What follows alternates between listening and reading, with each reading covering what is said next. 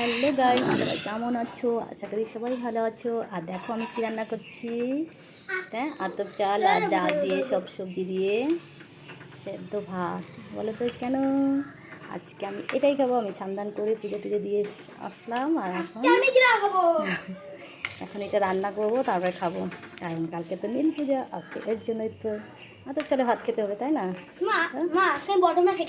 তোমরা কে কে পছন্দ করো আর কালকে কে কে নীল পূজার উপাস থাকবা বলো তো, চটপট করে কমেন্ট করো সবাই। হোক রান্না। হ্যালো, আমার তো আর তর্স হচ্ছে না গো। সারাদিন তো কাজের মধ্যে ছিলাম, তখন তো খিদা লাগেনি। এখন মনে হচ্ছে কখন ভাতটা হবে আর কখন খাবো বলো। দেখো কাজের মধ্যে যখন থাকবো তখন খিদা লাগে না, কিন্তু যখন কাজ হয়ে যায়, বিশেষ করে দুপুরে স্নানের পরে তো খিদা তো প্রচণ্ড লেগে যায়। আর আমার মনে হচ্ছে কখন হবে, কখন একটু খাবো। দেখো আমার কি সুন্দর সাদা ভাত, সিন্দুক লবণ দিয়ে একদম, লঙ্কা আলু বেগুন, তার মধ্যে আবার কী দিয়েছি ওরা দেখো, ঢ্যাঁড়স।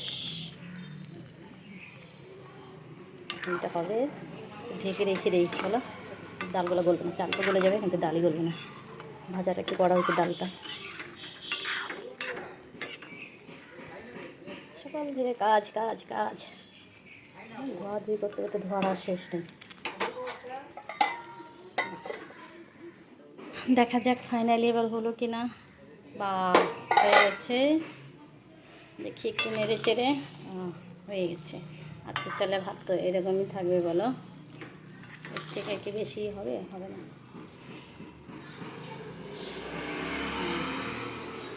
সুন্দর হয়েছে বলো। আতপ চালের এই ভাতের সঙ্গে একটু যদি ঘি হয়, গরম গরম, আমার তো সেই ভালো লাগে খেতে।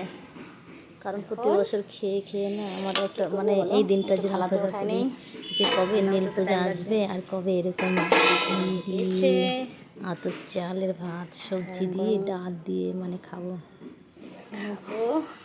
মনটা কেমন ছটফট ছটফট করে। আমি ভাই শিবরাত্রি পূজা করি না, কিন্তু আমি নীল পূজার উপাসটা থাকি। কারণ নীল পূজাটা আমি করি এর জন্য, আমার ছেলের জন্য। কারণ আমার বিয়ের 10 বছর না 9 বছর পরে আমার ছেলে হয়েছে, কিন্তু এই নীল পূজার ব্রত করি। এর জন্য আমি এই পূজাটা খুব মানে করি। আর আমার ছেলেরা এখন বলে কি, ভাবছে কি আমি মনে হয় সেই টেস্টি খাবার খাচ্ছি। আমার করে মা তুমি যেটা খাচ্ছ আমিও খাবো। আর যখন আমি খাইতে বসছি, ও আসছে, ওকেও দিয়েছি। আর ও একটুখানি মুখ দিয়ে বলে কি আমি আর খাবো না। আমার থালার মধ্যে না একটু বড় বড় উঠায় দিচ্ছে না। বাচ্চা মানুষ তো বলো, ওদেরকে আর এই ভাত ভালো লাগে আতপ চালের ডাল দিয়ে?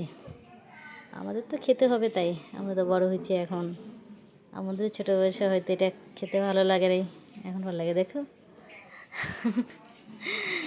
টাটা।